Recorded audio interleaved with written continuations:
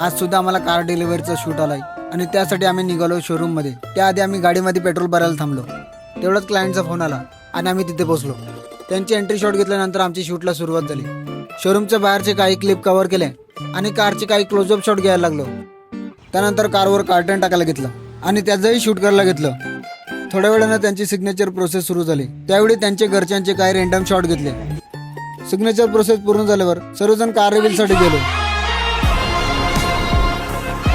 Car सोबत फॅमिलीचे photo पाडून झाल्यावर कारची पूजा करत असताना त्यांचे काही रँडम शॉट घेतले.